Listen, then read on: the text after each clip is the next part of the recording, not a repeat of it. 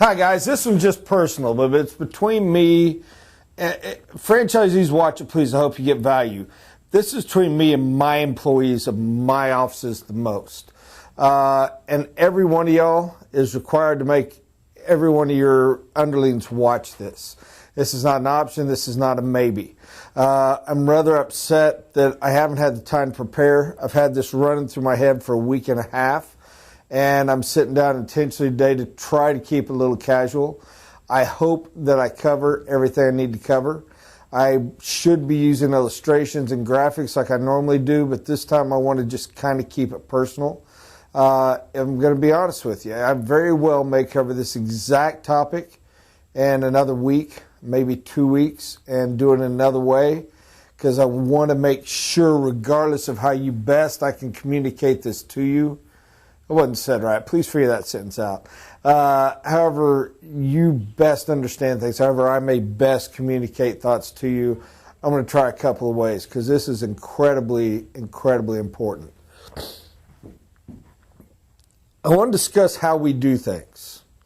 I believe it's how we should do things whenever you build an office. But I grant that every office is an independently owned and operated. We give best practices, we give system and tools, but I believe in the freedom of the man. I believe in what they paid for, and I believe in allowing the franchisees the right to make their own choices. They get up in the morning, it's their feet that hit the floor. They're the ones that will decide, and they will be the ones that will reap the rewards or the negatives that come with.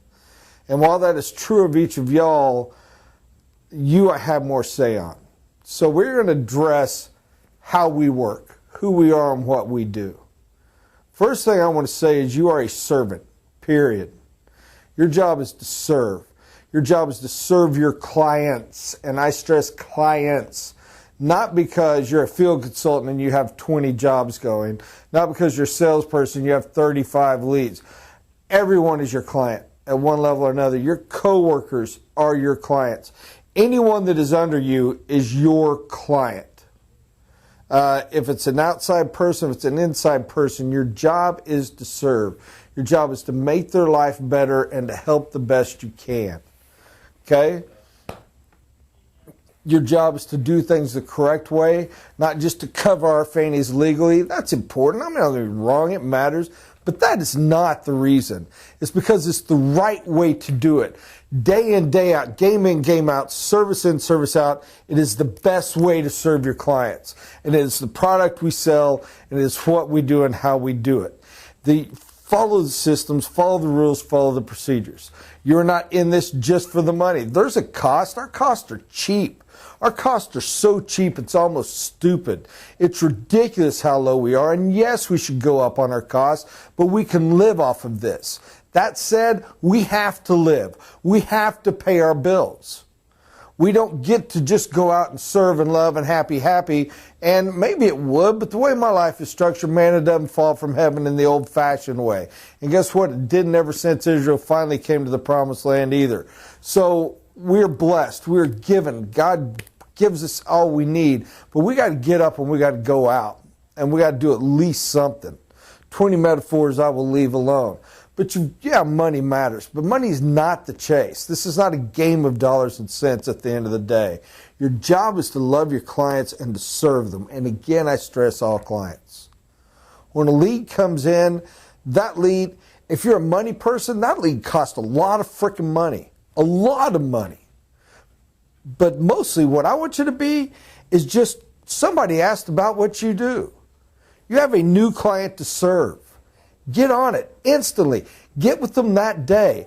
Immediately, same day we get that lead, we give them a call, we send them our introductory emails, we mail them out the DVD and anything else they want or need. And the whole purpose is get them in for a presentation. Remember what you're selling. You are now selling the presentation. Why? Because you can't give them what they need over the phone. You can try to do a phone presentation. You can try to put an email. You can put it in a daggum letter. You can do it in a video like this. You cannot do it. For 50,000 reasons you can't. You don't have the props. You don't have the system. You don't have everything to show and to go with. But mostly you don't know enough about them. You build it as It's a personalized thing. These are custom homes. These are custom remodels. This isn't come by a mobile home and which do you want, the 2-bedroom or the 3-bedroom plan, orange paint or yellow paint. All right? This is a custom. How can you possibly answer what we are, how we work, and what we do for them without knowing and understanding them, without getting a concept for what they want to do? You have to get them in. Don't mislead, don't trick, don't manipulate, because why? But at the same time, don't be a fool. Don't give them enough that they think they know what they need to know so you never see them again. Trust me, if you actually care about people, and this is from my heart, guys, you can't let them go somewhere else. You're serving them wrong. It's not we're a better deal. There ain't nothing close. It's like, hey, go get this education and you're going to have an easy job and you're going to be rich and your wife's going to be prettier and your husband's going to be nicer and your kids are going to be healthier and everything's great. Or go over here for the same money and it's going to suck. You kind of at least owe it to them, do all you can to get them in the right place, don't you? It's that level of difference. So get them in. Now we come into what matters. When you do your presentation, and I'm not messing with cell number 3 and lenders and that stuff, present who and what we are. Beware, I love you all salespeople, but beware of presenting what we are not. For one thing, what the heck is wrong with you? Why would you do that? We are the best item on the shelf. It freaking amazes me when I hire and train a salesperson that walks out and decides they know better or they didn't pay any attention, so like, oh crap, I better make it up now because I got to do one. And they go out and we're this magic shiny gold penny on the shelf and they present this nasty ugly lump of sandstone. What you think you're offering out of fear or foolishness or whatever isn't near as good as what we are. Please do not present me on a scale of 1 to 10 as a 4 when I'm already a 9.5. Can you just let me be the 9.5 I am? Trust me, it handles it. We dominate. Don't try to pitch as a general contract thing. Don't make promises we're not. And don't make promises you're afraid of that we're not, that you think, oh, we might need to. We don't. We are better. There is nothing really to improve about our system. It's freaking amazing. It's fantastically perfect and pristine. The only thing that can go wrong with this system isn't you, is if we get greedy and start trying to make money on the middle. Above and beyond a pittance for a little bit of marketing to help offset our advertising costs, we don't, and we're not gonna. Because we're in it for the client, and it is what it is. Guys, be what we are, and know what the heck you're selling. Read your contract, read your planning manual, read your construction manual. Sit in on a spec meeting, sit in on a job costing, sit in on a manual delivery. Know what all is going on. And pitch as straight up and true as to being who we are, forgive me, and what we are. Okay? When you do your presentation, have the planning manual. What is the thing that sets us apart the most? The way we plan a job. Budget, land, plans, easy. Specs, huge. And the spec meeting better be done right. Job costing, huge. And the job costing better be done right. But trust me, that is between me and my consultants, not me and my sales department. You tell it right, they'll do it right. And if they're not, I'll fix them. Put out the manual. Now let me pause for a moment and say, and I wish this, I know exactly what I want to say in my head. I hope the words come out correctly. This is what I tell people. Let me go through planning real fast.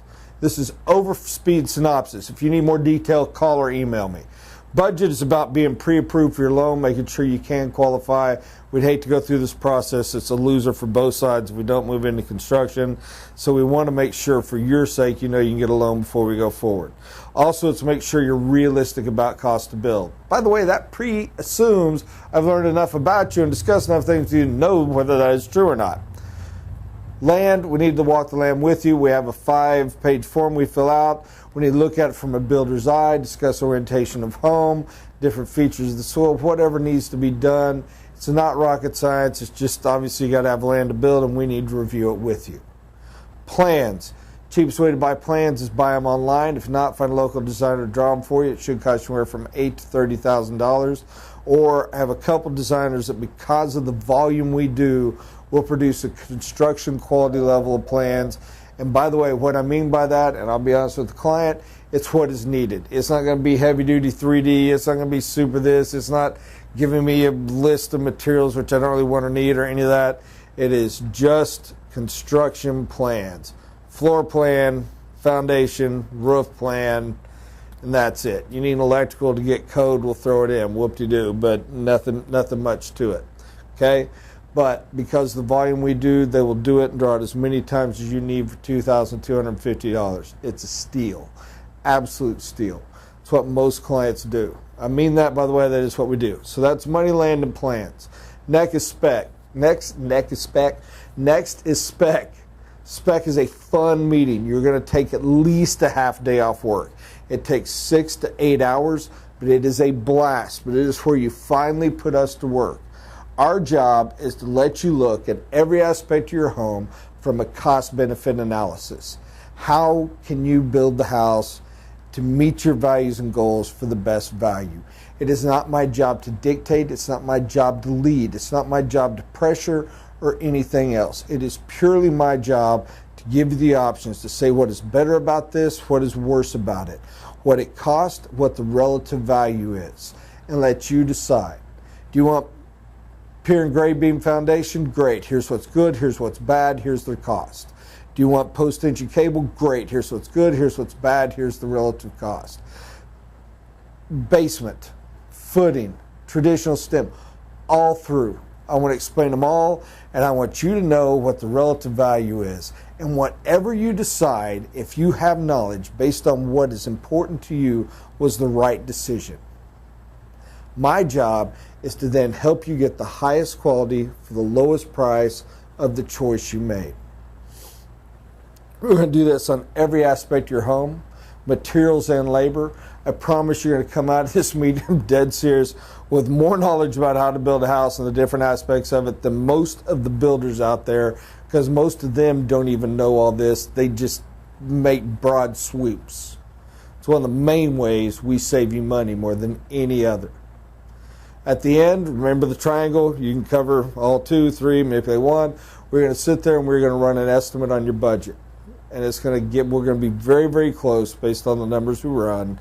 And that is so we can see a total cost to build. Because if at this stage we got to lift our hand off any corner of the triangle, because we now for the first time ever have covered money, land, and plans. This is the time to do it. This is where to adjust. And it can be moving up, it can be moving down, but this is what we do. At the end, we have you sign off to make sure we are communicated, and we send a copy with the signed, of course, which is what we need, to the lender so they can at least get started on their long, slow process. In the meantime, we're going to get busy. We're going to send you shopping. You need to go pick out materials, etc. We are going to send everything out for hard bids, get the quotes back in, engineers for relative labor, materials, everything. And when we're done, we're going to sit down and we're going to have the final job costing. At the end of the job costing, we are going to have a line item budget. And you are going to know on a line item basis what's going in your home, who's doing the work, what it's going to cost, and most importantly, most importantly, why you made the choices you did. At the end of that, that goes to the bank. They pluck out that pre-estimate budget. They slide this one in. By this time, we should be closed. Very soon, we will have your appraisal, title work, close on your construction loan, and be ready to begin. That is what I sell the client, and that is what you are selling them, and that is what you need to put out. That is planning phase. I want to pause for a moment and address the construction guys specifically. Do this right. Do it right. Quit knowing better. Quit having, oh, I've done this, I know what to do. Quit getting lazy because, shoot, I can just skip on, I know what they're going to answer. No. You don't know anything, you don't know anything, you don't know anything. If you know something, you don't know anything. You have to go in blind. That client has never done this before. That client has never said this before. That client has never learned this before. Even though you know where they're going to end up, they have paid for the right and the privilege to be loved and served, same as everyone else, and to be given the opportunity to reach that correct decision on their own with the proper evidence. If you're a 5th grade math teacher and you know what the answer is going to be once the student has learned the rudiments of geometry, you don't look at them and say, the answer is 47, we don't need to waste our time in class. You teach them geometry from the very first angle to the end. This is the same thing. And if you don't like teaching, go back to the field. You're in the wrong job. We still need you. You're not fired, but go the right job. Because that's what's fun about it. And when you get to the job costing, yeah, I need money. Yeah, we got to pay the bills. Yes, you may have me calling you saying, guys, you got to get freaking in here. Richard Yeager needs his money for the TV guys. All right? Or I hope you don't want a paycheck this month because it doesn't look like it. You're not bringing the money in. Yes, you have to do these things. Yes, you're going to hear that from me. That doesn't mean you skip a step. It doesn't mean we don't still do it correctly. When you sit down on the job costing, you better have the budgets. If you do not have the bids back, you don't have a job costing. It can't be on estimates, except the areas that have to be on estimates. And if you get a bid, oh heavens to Betsy, I love you. If you get a bid and it's higher, don't forget to not change it on the line item of the budget. It has happened. I know, I'm telling you, it was an accident, but don't let accidents happen.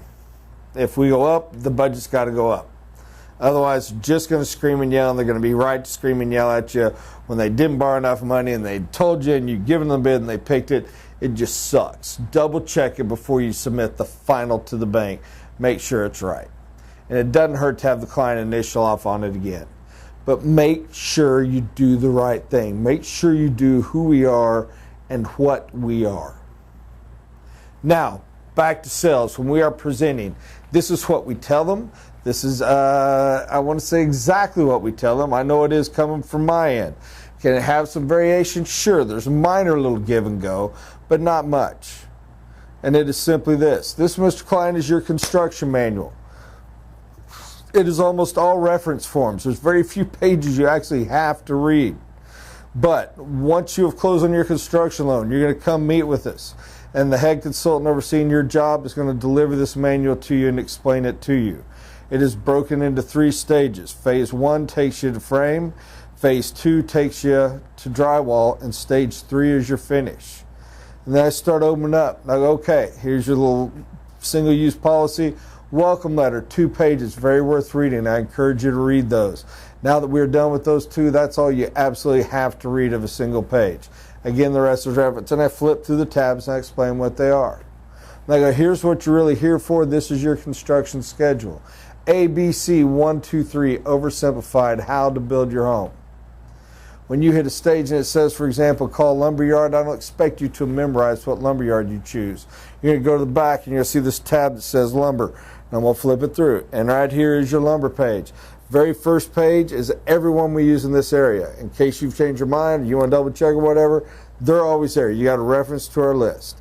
And right here is the actual quote for the lumberyard you chose.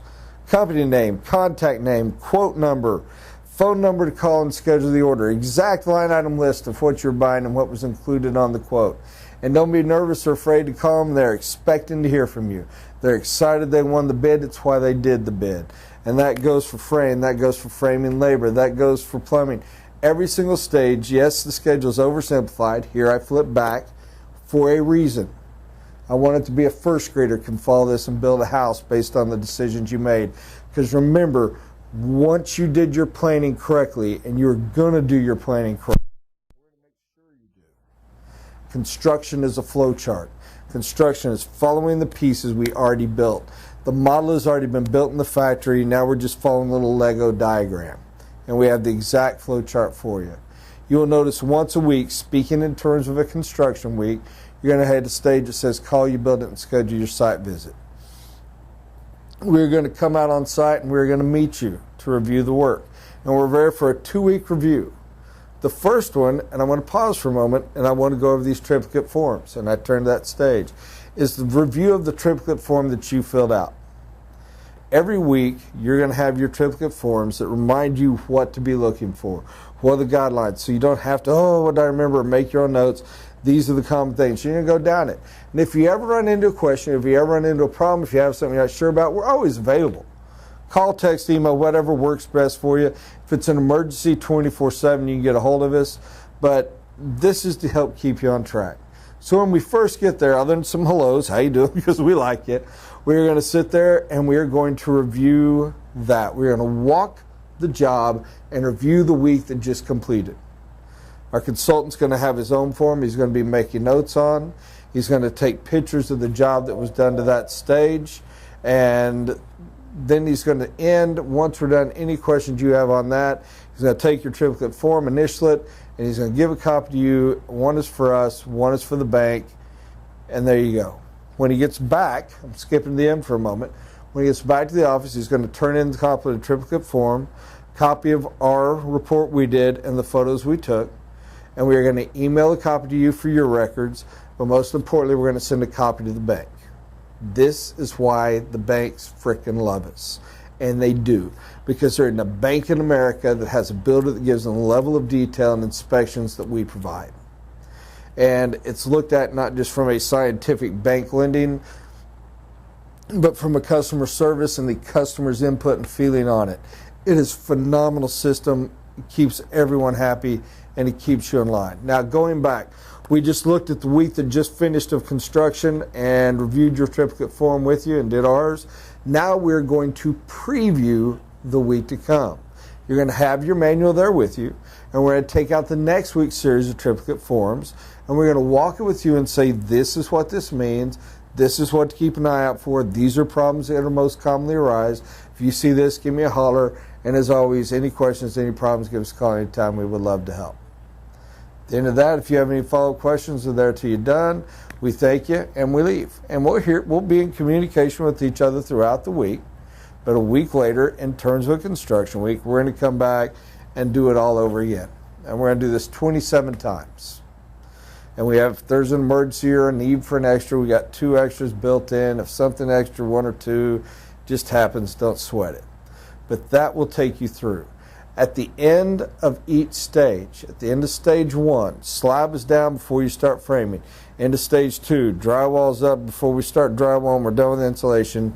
You're going to come back in the office. And yes, everything is clean. And yes, it's a flow chart. And yes, the bids are good. And yes, you've got it all. We still want to review. There is no better time than at the end of these stages to make a review. Are we staying? I want you to review with the gentleman that helped you build your budget, that helped you build your book. Are you on budget? Did something go wrong? Did you make a change? Which, by the way, is okay. Nobody said, how could you make a change? Please wait, it's your house.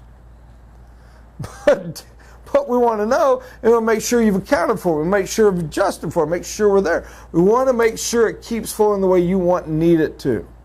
So we're going to meet, and we're going to have about an hour meeting, and we're going to review the job to date. We're going to review the forms that have been done. We're going to answer questions from that end. Mostly, while we're there for anything, it is mostly a budget meeting. Are you staying on budget? What changes, adaptations do we have to move, if any, to keep going forward? And as a big bulk item, what to be looking for on the next section. We'll do that at the end of stage 2. At the end of stage 3, hopefully we'll do the same thing as an exit with an open house party or whatever. But that is us, and that is what we do, and that is how we handle it. Now then, that is what I tell the clients, and that is what you salespeople better be telling the clients. Field people, you better start doing it. You better start doing it. I love you. I want you. I need you. Nobody's a threat. I got to have you. I don't have one of you I don't think is the shit. I think you're fantastic. You're wonderful and you're marvelous. You're skilled and you're a blessing to have here. When I have the opportunity to spend time with you personally, I view you as a friend. and one of you leaves for whatever reason, it makes me sad. But guys, we have the best product in the world. Quit spitting on it. Quit peeing and pooping on it. Quit treating it like trash. And by gum, quit acting like you know better. And here's where I'm going to be a little insulting. I don't mean to be. But if you truly have better, if you've truly got better, if you own this thing better, why aren't you a millionaire and all of us kissing your fanny working for you?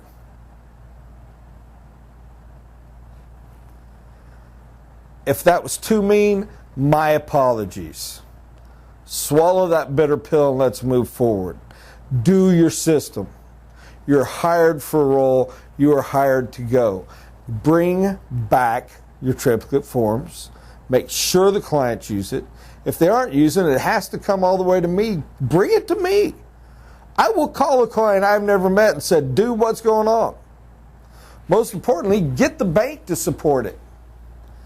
Some of our offices, Kansas and Texas, we're blessed. The banks won't fund without it. Oklahoma, our banks are spoiled. They'll fund without it. I'm trying to get them to quit. But in the meantime, I shouldn't have to get them to hold you up. Make it required. Do your form correctly. Take your photos. Fill it out. Do it the right way. It is so much easier for you. It is so much better for you. It is so much better for all of us. And on the similar lines, you've got to learn the fine line. And if you don't understand how to communicate it, find me. Call me, email me, text me, grab me by the shoulder and drag me to the back room with no phone and lock it till I answer your questions. But I will teach you how to do it. And hopefully I can do it right now. You should have no say in who they hire. Okay? But let's be realistic. You've got favorites. You've got a trim carpenter you love. You have a framer you think the world of. I don't care what it is. If they're one you love, they are in our list and they have bid the job. If they have not bid the job, then there's some reason we don't love them and I can care less what you think about them. They don't exist. Do you understand that? It needs to be very clear. Now, you can send them to us and we'll find out if we can get along. But I've never had a guy hired for the field side that had someone they wanted to bring on board that we said, no, you can't bring that person on board unless there is a problem with them. And if there's a problem with them, they're not to be working within our network. And if the client finds them on their own, that's fine that you build it, but they better not find them on their own through you. Okay? That's first. Next, if you have one you like, and this is the most common, they're within our network, that's phenomenal. You can advise the client to use them in the following way. Well, I'm trying to pick which trim carpenter I'm going with, or I'm wanting to go with Joey. And you can say, Tim's my favorite. I get along well with him. I find he does the best work. I'd love to have you work with Tim. If my advice means anything to you here, I'd love for you to. That's it. If the client says, well, I really love Joey, Tim, but guys up the main office really recommended Joey, and Joey is $500 less. Guess what, consultant? You don't even get to say, well, if I call Tim and he'll do it for the same price, will you hire him instead? No, you shut the heck up. And you tell him, Joey does lovely work as well. I think Tim's better. If you want to ask Tim if he'll do it for the same price or less, you can call him. But it's totally your decision. And those of you who are guilty of this, you know who you are and you know what I'm talking about. Quit it. Quit it now. I can't have you in the field working for me. You're screwing everything up. Everything has been done perfect up to you, and you just pooped all over the whole system and destroyed it. And I don't want to hear, oh, but my client's happy. Oh, but my client thinks I'm fantastic. It's amazing how often your clients think you're amazing, but damn that you build it. Because you're throwing us under the bus to get what you want with the pallets you want. That dog doesn't hunt. It ends. Never to happen again. Am I clear enough? There's a right way and a wrong way. You have all the right in the world to say your opinion of the guy you like. You have all the right in the world to say, if y'all don't care, I'd love for you to use them. It ends there. You do not call subcontractors for the client. You do not call suppliers for the client. The client makes those calls. And yes, there's a fine line there, and yes, we can discuss that later, because that uniqueness can be a different thing. Client can authorize you to make a contact. If they do, you better save it, you better print it, it better be very clear, and you better not go outside of the scope of that. And it better have a place in your book to back it up. And that's just to cover our ass. But on the whole, it's not your place, it's not your job. It's not the product. And when you do these things that you think make it better, you make the product worse. The product is amazing. It stands on its own. Treat it with some respect. Guys, we have a phenomenal system. We have a phenomenal team. We are very blessed, and we are very blessed because we are associated with you. I want you with us. I need you with us. I love you guys. I think the world of you. I love and admire every client we have, and I want them to be served and to be happy. But we have a right way to do things. We have a proper system for doing things, and you have to follow it. Will it be perfect and pure every time? Don't be ridiculous. But what's better, walking around 80% covered in mud, or to occasionally have a splash of mud on the back of your cuff? I'll take the occasional splash of mud on the back of my cuff. It doesn't get noticed as much, and it doesn't keep me from getting into the finer restaurants of life. Okay? Let's do this. If you have a question, if you have a problem, see me. There ain't a single person around here that can say I'm anything but a pretty easy person to talk to and pretty reasonable. Unless you're the person that always hides and does the wrong thing, and that the only time you have ever seen me is when I have to hunt you down to say, what the blank have you got me into? Then I'm really not the easiest going, nicest guy in the world. I do tend to become a bit vulgar and harsh. Guess why? Big difference. Follow the system, trust the system, fill it out accordingly. It is a great place in a great world. I've got 20 other things to say. I'm going to have this exact same talk 5 different ways. My apologies if I cover it too often in the next couple months, but I got to get it through all your heads. Guys, I hope every one of you watches it. If you work in Houston area, Oklahoma, or Kansas, you're required to watch this. Make sure everyone in your offices watches this. I actually want to see a sheet where it's initialed that everyone has seen this video. And I'm going to hold that requirement for all the different ways I go about saying this exact same thing over the next few months. There is not going to be any question of what we do. Lastly, especially to the employees, I want you to know I'm that guy. I'm that guy that goes to classes and I get bored and my mind wanders. I honestly believe, purely through arrogance, if we're being honest, I honestly believe one of the reasons we do that, those of you who are like me, is we have a little bit more intelligence. We get bored quickly. A classroom setting is, or something piques our knowledge and we follow it. We follow that path as our brain starts to unfold it out. I also get that we're that guy, you and I together, that crap, we missed something. And we don't want to ruin everything and mess it up for everybody else, and go heaven forbid we don't want to hear that boring speech all over again. So we lie and we pretend that we heard it all and we learned it. And then we're good enough and smart enough on our feet that when we get out there, while we don't remember the system and we don't remember the process, and we'll be damned if we're going to ask about how to get there again, we go ahead and we fake it. And then we're really good enough, even though we're faking it, we make it work. Here is my plea to you. From takes one to know one. From one who has been there and done that and is guilty of it. Knowing that you're going to say hypocrite. Please, I beg of you, admit it. Come and get the information. Come and get the training again. We will laugh about it. We'll have a good time. I promise I'll buy you a chili cheese dog. All right? We'll go to local. There's a couple good ones. A good one in my hometown. Makes a heck of a Schwab dog. Wonderful chili cheese dog. I'll get you the double with French fries. You're going to love it. All right? Admit it. Let's spend some time together. Let's go over. Let's retrain. Let's get it perfect. And if you don't want to admit it to me and you can't be the one, again, I get it. I've been that guy. Go to the manager, go to the field guy, go to the salesperson, whatever realm you are, and ask them. And ask them like, well, I remember this, but I'd like to remember the details a little bit more perfect. They'll be honored to answer it. And if somebody comes to you, don't look at them and go, I watched the video. You're that guy, aren't you?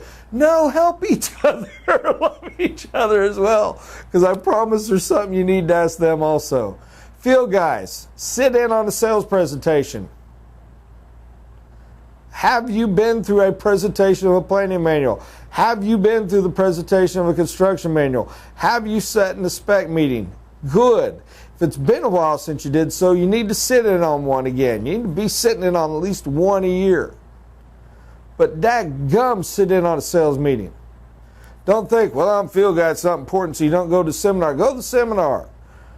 You're what's being sold. Know what's being sold about you. All right? If the waiter's out there selling the most amazing, then please know that so you know that you better be a good when you're making it. Know what's being told. Know how it applies to you. We are not separate. We are one. All right, it's enough of this. Can't tell you how much I appreciate you guys. Thanks for watching, and I'll talk to you soon.